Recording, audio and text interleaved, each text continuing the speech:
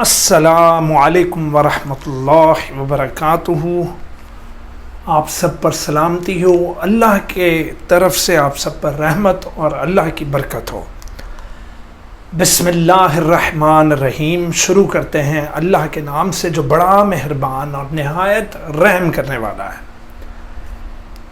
बेटा जी class tenth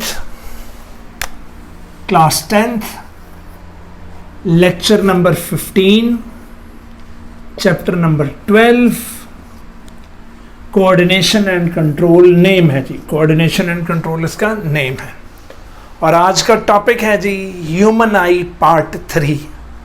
तो पार्ट्स आपने फॉलो करने हैं, human eye part 1, part 2, part 3।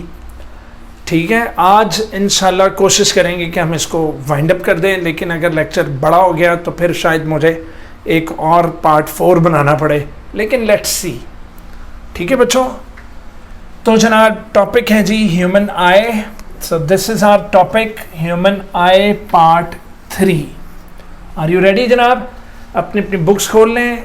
तो पार्ट 2 का जहां एंड हुआ था अब हम उससे आगे स्टार्ट करने लगे, that is part 3।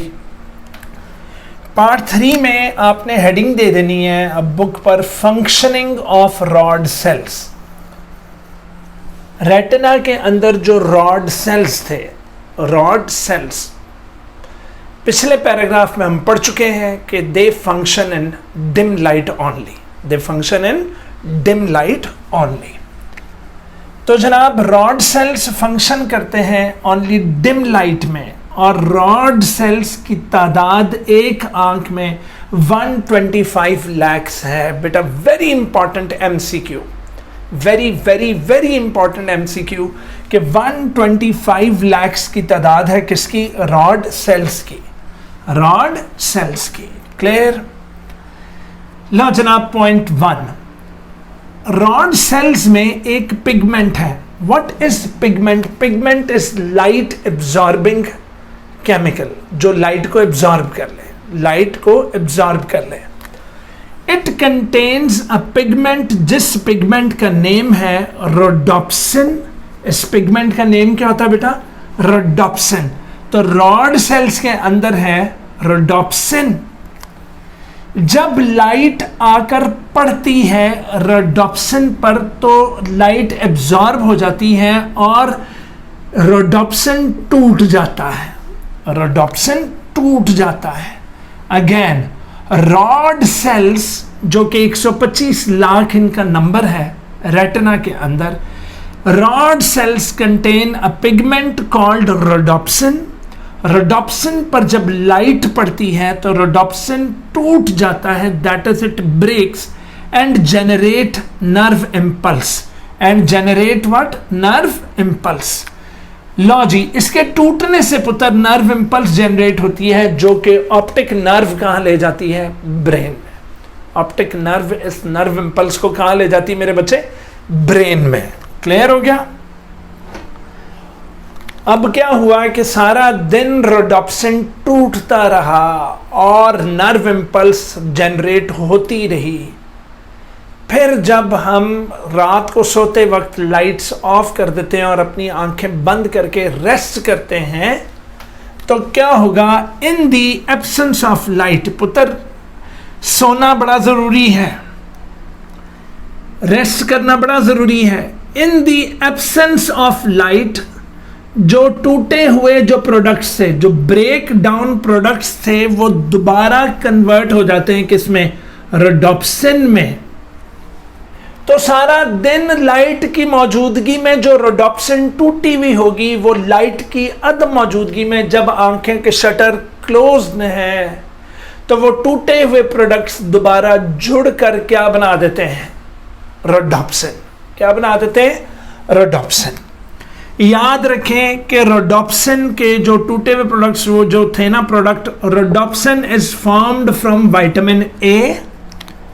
Rhodopsin contains vitamin A. Vitamin A क्या बनाती है? रोडोप्सिन। सो अगर विटामिन ए की डेफिशिएंसी हो गई, अगर विटामिन ए की कमी हो गई तो it will cause what? Poor night vision. Night vision ही क्यों? नाइट विजन इसलिए क्योंकि rods work in dim light. तो अगर रॉड्स ने, जिन्होंने डिम लाइट में काम करना है, अगर उन्होंने काम कैसे करना है, रोडोप्सिन को तोड़ना है, तो रोडोप्सिन बनाने के लिए विटामिन ए चाहिए थी। अगर विटामिन ए की कमी तो नो रोडोप्सिन, तो rods can not work in dim light. तो जब डिम लाइट में आपकी आंखों का विजन ही नहीं होगा, यानी कि नर्व इंपल्स ही नहीं जनरेट होगी क्योंकि रोडोप्सिन ही नहीं है, तो पता ये लगा कि विटामिन ए की कमी की वजह से पुअर नाइट विजन हो जाता है, और इस प्रॉब्लम को आप क्या कह देते हो? Night blindness. इस प्रॉब्लम को क्या कह देते हो मेरा बच्चा? Night blindness. डन जी। तो ये पैराग्राफ हमारा फिनिश हुआ, फंक्शनिंग ऑफ रॉड सेल्स। अब नेक्स्ट पैराग्राफ पर हेडिंग दे दें, फंक्शनिंग ऑफ कोन सेल्स।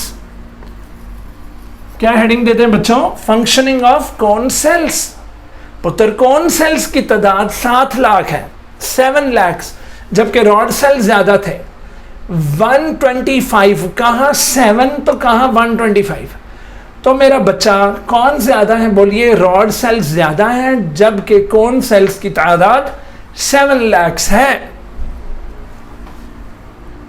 पुत्र जी, रॉड्स कंटेन्स रोडोप्सिन, तो याद रखें cone cells contains pigment called आयोडोप्सिन।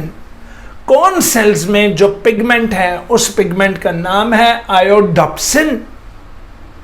पुत्र जी, 3 टाइप्स ऑफ कोन्स हैं, उन 3 टाइप्स में अलग अलग टाइप्स ऑफ आयोडोप्सिन्स हैं। तो there are 3 main types of cones. Done. तो ये पहले पॉइंट नंबर 4 पढ़ लो कि there are 3 main types of cones and each cone has specific iodopsin. 3 types of cones हैं, 3 टाइप्स ऑफ आयोडोप्सिन्स हैं, और हर cone, each cone recognize one of the 3 primary colours. बेटा 3 बेसिक कलर्स हैं, 3 बुनियादी कलर्स हैं, और वो हैं ब्लू, रेड एंड ग्रीन। तो एक ऐसी कोन है जिसके अंदर ब्लू कलर की पहचान करने वाली आयोडोप्सिन है। दूसरी ग्रीन कोन है जिसमें ग्रीन कलर की रिकग्निशन करने वाली आयोडोप्सिन है, और तीसरी रेड कलर की कोन है जिसमें रेड कलर की पहचान करने वाली आयोडोप्सिन है। तो मेरा बच्चा 3 प्राइमरी कलर्स हैं, blue, green and red, and each cone है स्पेसिफिक आयोडोप्सिन। तो अगर आयोडोप्सिन डिफेक्टेड हुई या कोन सेल डिफेक्टेड हुआ तो क्या होगा? If any type of cone fails, अगर कोई एक टाइप भी कोन की फेल हो गई तो बेटा difficult to recognise that colour. उस कलर को पहचानना, उस कलर की रिकग्निशन बेटा डिफिकल्ट हो जाएगी। उस कलर की डेफिनेशन क्या हो जाएगी मेरे बच्चे? डिफिकल्ट हो जाएगी। उस कलर को रिकग्निशन उसकी डिफिकल्ट हो जाएगी। That person is not able to distinguish different colours. और ऐसा आदमी जिसकी कोन सेल डिफेक्टेड होगी, जिसकी आयोडोप्सिन पर्टिकुलर डिफेक्टेड होगी, वो डिफरेंट कलर्स की पहचान यानी नहीं कर सकेगा, वो डिस्टिंग्विश नहीं कर सकेगा, उन्हें सेपरेट नहीं कर सकेगा। अगर ग्रीन बैकग्राउंड में रेड कलर से कुछ लिखा होगा तो उसको डिफरेंस नहीं पता लगेगा। इस डिजीज को कलर ब्लाइंडनेस कहते हैं। इस डिजीज को क्या कहते हैं मेरा बच्चा? Colour blindness. परेशान मत हो, अगर कलर ब्लाइंडनेस होनी हो तो ये पैदा होते साथ ही हुई भी होती है बेटा। अगर आपको है तो इसका इलाज कोई नहीं है, और अगर आपको नहीं है तो अभी आपको जिंदगी में कभी भी नहीं हो सकती, because it is a genetic problem. ये होनी हो तो माँ बाप की तरफ से जेनेटिक प्रॉब्लम की वजह से होती है, मतलब स्पर्म्स या एग्स में जीन्स डिफेक्टेड होती हैं, जिसकी वजह से वो कोन सेल्स प्रॉपर काम नहीं कर रहे होते। डिटेल इसकी पढ़ेंगे 2nd ईयर में। लें जनाब, अब मैं पॉज कर रहा हूँ, इन दोनों पैराग्राफ्स की रीडिंग करके बैठें तो उससे आगे चलते हैं। Okay, I am back. लो जनाब, अब हम लोग आगे चलते हैं। ये बेटा कुछ बॉक्सेस हैं, ये ज़रा पहले कर लें क्योंकि ये वेरी इंपॉर्टेंट है बोर्ड पॉइंट ऑफ व्यू से, ठीक है। मेरा बच्चा कहता है टू मच लाइट, ढेर सारी लाइट अगर आंख में एंटर हो गई, it can damage the retina, it can what, damage the retina. और अगर टू लिटिल लाइट, अगर बहुत थोड़ी सी लाइट आंख में गई तो it will make sight difficult. कम रोशनी होगी तो देखना मुश्किल हो जाएगा, ज़्यादा रोशनी अंदर चली गई तो रेटिना डैमेज हो जाएगा। लो जी, done. So we have done with this, done. उसके बाद पुत्र आपने देखा होगा कि eyes of cats and dogs, cats और डॉग्स या लायंस वगैरह की जो कार्निवोर्स हैं, इनकी आंखें रात को चमकती हैं बेटा। शिकारी इसी चीज़ का फ़ायदा उठाते हैं, रात के वक्त शिकार करते हैं। कैसे कि वो अपनी जीप के ऊपर खड़े होकर रोशनी मारेंगे, दैट इज़ टॉर्च मारेंगे, लाइट मारेंगे। तो जहाँ उन्हें चमकती हुई आंखें दिखाई दें तो वहाँ पर वो फायर मार देते हैं, तो पता लगता है कि उन्होंने कोई जानवर मार दिया। Eyes of cats and dogs are what, shining in the night. ये रात के वक्त चमकती हैं अगर लाइट उस पर पड़े। रीज़न ये है मेरा बच्चा कि बिहाइंड दी आई एक लेयर है जिसका नाम है टेपिटम। क्या नेम है बेटा? टेपिटम। वो टेपिटम, वो जब उस पर लाइट पड़ती है तो it reflects the light, it reflects the light. तो बेटा very very very very very very important ये एक शॉर्ट क्वेश्चन था कि why the eyes of cats and dogs shine in the night. तो आपने कहना है there is tapetum behind the eye which is capable of reflecting light. ठीक है, ले जनाब, अब इंपॉर्टेंट टॉपिक स्टार्ट हुआ, very important MCQs plus short questions के डिसऑर्डर्स ऑफ आईज पर नोट लिखें। किस पर मेरा बच्चा? डिसऑर्डर्स ऑफ आई पर नोट लिखें। तो बच्चों, आई का function, working of the eye is affected by changes in the shape of eye. Working of eye, आंख का काम करना इफेक्ट कर सकता है by changes in the shape of आई।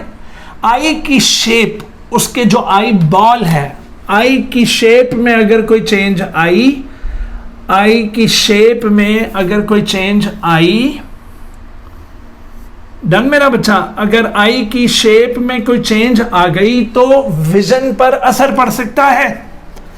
तो पहली बीमारी है जी मायोपिया, मेरे पिया, मेरे पिया नहीं, इट इज मायोपिया, मायोपिया।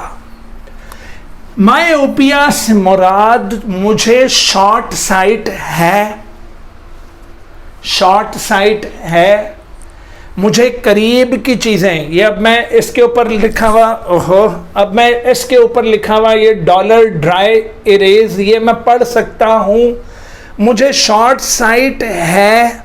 लेकिन अगर बच्चों मैं दूर देखूं तो मुझे कुछ दिखाई नहीं देगा। वो कहता था ना क्रिश अपनी फर्स्ट एपिसोड में, माँ मुझे कुछ दिखाई नहीं दे रहा।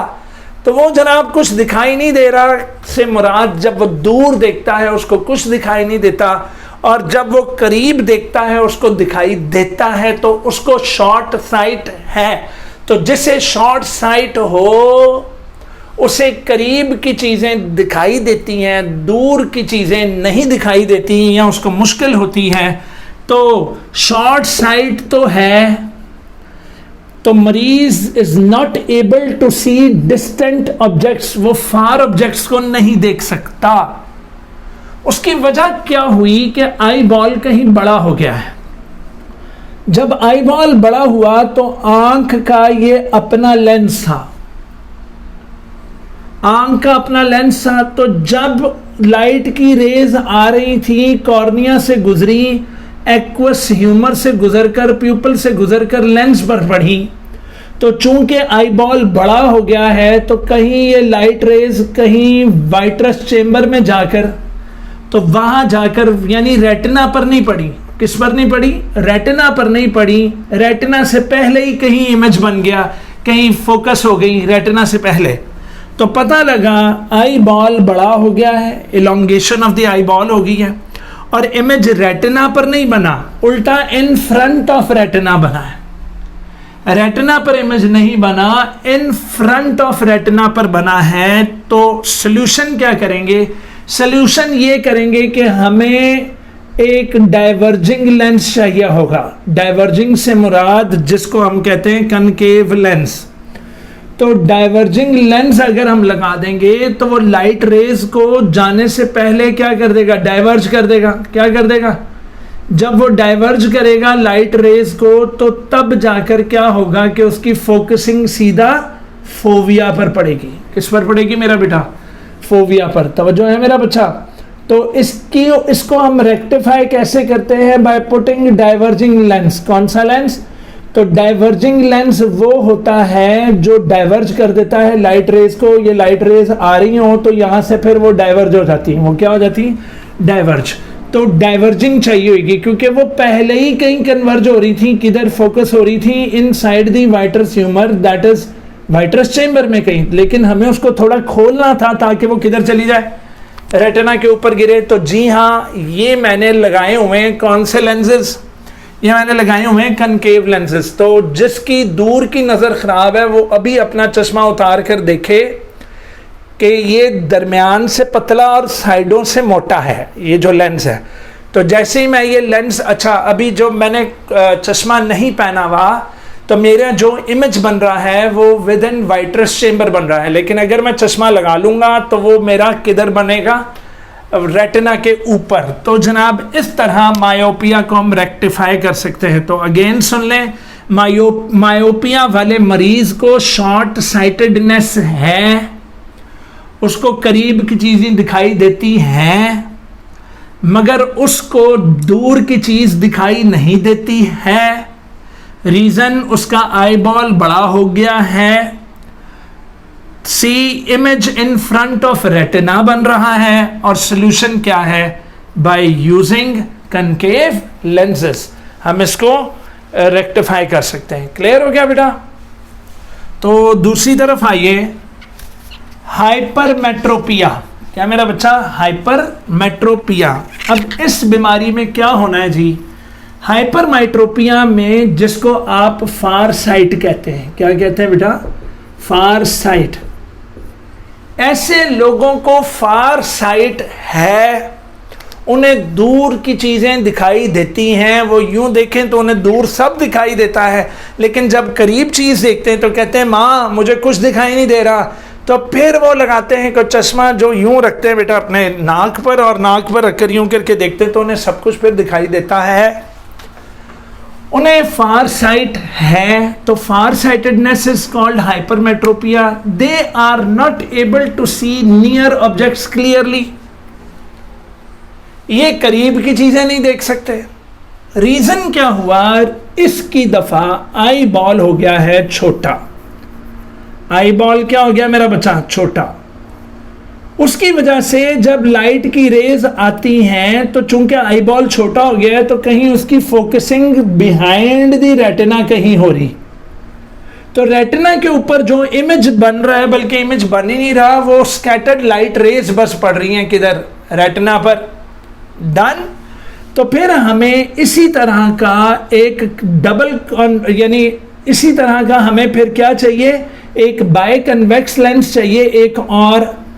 वो फिर जब चश्मा लगाते हैं तो वो मजीद अंदर के लेंस की शेप का एक और लेंस लगा लेते हैं, जिसकी वजह से उनकी जो फोकसिंग की जो प्रॉब्लम है वो हल हो जाती है। और फोकसिंग किधर हो जाती है? फोविया सेंट्रलिस पर। किस पर मेरा बच्चा? फोविया सेंट्रलिस पर जाकर फोकसिंग हुई थी। तो दोबारा सुन लो, हाइपरमेट्रोपिया फार साइट है। इसमें इंसान not able to see near objects clearly. Reason eyeball shortens. Reason क्या है भाई? Eyeball shortens and image बन रहा है बिहाइंड दी रेटिना। रेटिना की बैक साइड पर कहीं बन रहा था। और इसका सोल्यूशन हमने क्या ढूंढा कि हम एक और कन्वेक्स लेंस आगे लगा लेंगे जो कि उसको फोकस कर देगा किस पर? आई पर। एनी प्रॉब्लम हो? बस मेरा बच्चा 10 मिनट और रह गए। मैं यहाँ पर अब पॉज कर रहा हूँ, आप लोग इसको यहाँ तक पढ़ कर रखें। अब हमने बस सिर्फ कुछ वो बॉक्सेस करने हैं इंटरेस्टिंग इन्फॉर्मेशन, और आपका लेक्चर आज का ख़त्म हो जाएगा। मैं पॉज करके मैं बोर्ड नया भरने लगा हूँ, आप मेरे बच्चों रीडिंग कर लो इसकी। जी मेरा बेटा, अब बच्चों 2 साइंटिस्ट हम पढ़ने लगे हैं, और ये माशाल्लाह से हमारे इस्लामी साइंसदान थे। कंट्रीब्यूशन ऑफ मुस्लिम साइंटिस्ट हम लोग पढ़ने लगे।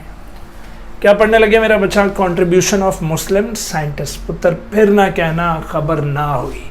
एक दफ़ा बोर्ड में लॉन्ग क्वेश्चन आ गया था इन पर कि इब्न अल हैशम का क्या सर्विसेज हैं आई डिपार्टमेंट में, आई से रिलेटेड उन्होंने क्या अपनी खिदमात सर अंजाम दी हैं, वो लिख दें। गॉट इट बच्चों? तो मेरा बेटा very very very very important है, इसको इग्नोर नहीं करना। अली इब्ने ईसा, अली इब्ने ईसा कौन है जी? बहुत फेमस अरब साइंटिस्ट थे, ठीक है, बहुत फेमस अरेबिया के साइंटिस्ट थे बेटा। Very important MCQs. How many books were written, how many books were written by Ali ibn Isa? तो आपने कहना है 3 बुक्स। फिर ना कहना खबर ना हुई। 3 बुक्स ऑफ किस पर लिखी? 3 किताबें किस पर लिखी? बोलो ophthalmology, ophthalmology, ophthalmology, ophthalmology. क्या होती है ophthalmology? Study of diseases plus surgery of the eye. आंख के ऑपरेशंस और आंख की डिजीजेस के बारे में था। Ophthalmology study of diseases and surgery of eye है। इन्होंने ऑफ थैलमोलॉजी पर 3 किताबें लिखी। कितनी मेरा बच्चा? 3 किताबें लिखी। कितनी मेरे बच्चों? 3 किताबें लिखी। किस पर? ऑफ थैलमोलॉजी पर। एनी प्रॉब्लम हो? अपनी इस किताब में very very very important MCQ के अली इब्ने ईसा की किताबों में कितनी आई डिजीजेस का जिक्र है? आपने कहना है 130 आई डिजीजेस का जिक्र है। Described 130 eye diseases in his books. Very very very important कि कितनी ड्रग्स का जिक्र है? तो आपने कहना जनाब 143 मेडिसिन को इन्होंने डिस्कस किया।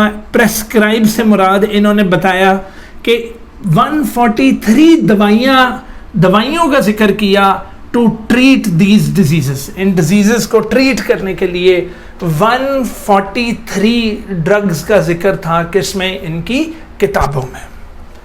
इनकी किस में मेरा बच्चा? किताबों में। एनी प्रॉब्लम हो? Ali ibn Isa finish again. Arab scientist, 3 books ophthalmology, study of diseases plus surgery of the eye. Ophthalmology का मतलब then described 130 eye diseases, prescribed 143 drugs to treat these diseases. Clear है बच्चों? Next, इब्न अल हैशम, इब्न अल हैथम कह लें, हैथम कह लें, हैशम कह लें, एक ही बात। इब्न अल हैथम 0.1 अरब साइंटिस्ट थे।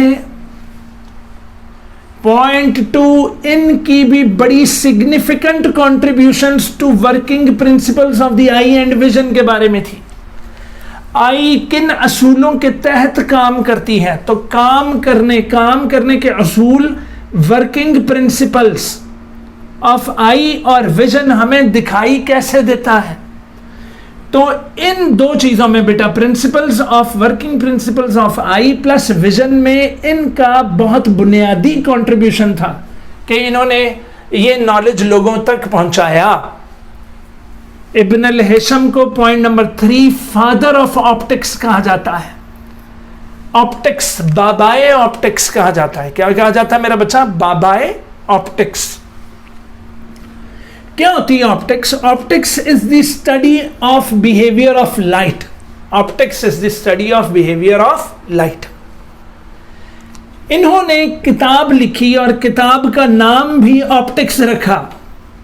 इस किताब में इब्न अल हैशम साहब ने एक्सप्लेन किया और प्रूव की मॉडर्न थ्योरी ऑफ विजन कि विजन की मॉडर्न थ्योरी क्या है, कि हमें दिखाई कैसे देता है, किस तरह इमेज बनता है और किस तरह ऑप्टिक नर्व किधर लेकर जाती है।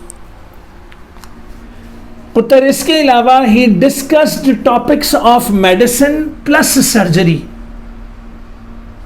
Of eyes in his book. तो अपनी किताब में उन्होंने अद्वियात के बारे में भी जिक्र किया और आंखों के ऑपरेशंस के बारे में भी जिक्र किया, दैट इज सर्जरी। नेक्स्ट, इन्होंने सेवरल इंप्रूवमेंट्स की आई सर्जरी में। तो आंख के ऑपरेशंस में, आंख की सर्जरी में काफी ज्यादा इंप्रूवमेंट्स भी लेकर आए। Got it? कौन? इब्न अल हैशम। अब इधर आ जाए, जरा नीचे चलते हैं, ये आ गया जी नीचे। नेक्स्ट पॉइंट, इब्न अल हैशम ने डिस्क्राइब किया प्रोसेस ऑफ साइट, कि हमें नजर कैसे, हमें दिखाई कैसे देता है। नंबर 2, स्ट्रक्चर ऑफ आई, आंख का स्ट्रक्चर क्या है। ये अभी जो आपने पार्ट 1 में पढ़ा, पार्ट 2 में पढ़ा, वो आंख का स्ट्रक्चर किसने बताया था? इब्न अल हैशम साहब ने। नंबर 3 पुत्र, इमेज फॉर्मेशन, के इमेज कैसे बनता है रेटिना पर, इन आई। और विजुअल सिस्टम क्या है, कि हमें किस तरह दिखाई देता है, visual system. He also described principles of pinhole camera। बेटा जो पुराने ज़माने के कैमराज होते थे जिसमें वो कपड़ा रखकर तो यूं करके उठाते थे और बंद कर देते थे, अब वो फिजिक्स में आप पढ़ोगे पिन होल कैमरा। वो पिन होल कैमरा कैसे काम करता है वो भी किसने बताया? इब्न अल हैशम ने।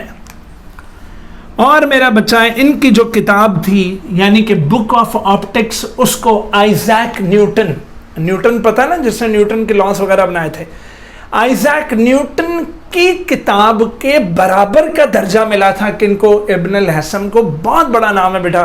तो इनकी किताब, न्यूटन की किताब को बराबरी का दर्जा दिया गया था। क्लियर हो गया? और अब मेरा बच्चा आपकी किताब में एक टॉपिक है आउल का, वो जरा निकाल लें, आउल। तो बच्चों अच्छा, और इनकी किताब मोस्ट इन्फ्लुएंशियल किताब है फिजिक्स में।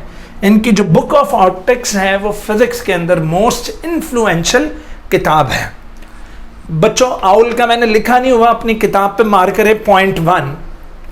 Owl can not see during day time. Owl दिन के वक्त नहीं देख सकता। जो दिन के वक्त ना देख सकता हो मतलब उसमें कॉन्स नहीं है। वो सिर्फ रात को डिम लाइट में देख सकता है, मतलब उसमें रॉड्स की भरमार है। तो जी हां, आउल के रेटिना में कोन सेल्स की कमी होती है, डेफिशिएंसी ऑफ कोन सेल्स है। वो कोन सेल्स जो ब्राइट लाइट में विजन दिखा सकते हैं। ओके मेरा बच्चा, आउल के अंदर कोन्स की डेफिशिएंसी है, कोन्स की कमी है, डेफिशिएंसी है। More rods are present, more rods are present. जब रॉड्स ज्यादा प्रेजेंट हैं तो नतीजा डिम लाइट में बेहतरीन उनका विजन बन रहा है, डिम लाइट में। तो they have more power of vision during night. जितने एनिमल्स जो सिर्फ रात को निकलते हैं और दिन को छुपे बैठे रहते हैं या सोए रहते हैं, उन्हें नॉकटर्नल एनिमल्स कहते हैं। क्या कहते हैं बेटा? नॉकटर्नल। नॉकटर्नल वो होते हैं जो रात के वक्त निकलते हैं। जितने नॉकटर्नल एनिमल्स हैं उनमें ये सेम कैरेक्टर होगा कि कोन्स कम है और रॉड्स ज्यादा हैं। इसके साथ ही बेटा आई का सारे का सारा पोर्शन मेरे बच्चों का फिनिश हुआ। इंशाल्लाह अगले लेक्चर में मिलते हैं आपके साथ ईयर के साथ, दैट इज ह्यूमन ईयर। लो बच्चों, आपसे वादा था कि 30 मिनट्स के अंदर अंदर मैं अपने सारे लेक्चर को वाइंड अप करूंगा, मैंने कर लिया। तो अब इंशाल्लाह हम ईयर के साथ मिलेंगे। अपने अफजल अंकल को इजाज़त दीजिए, पढ़ते रहिए, खुश रहिए, कामयाब हों अल्लाह करे और आपको ढेर सारी खुशियाँ मिलें। ठीक है जी, खुदा हाफिज़।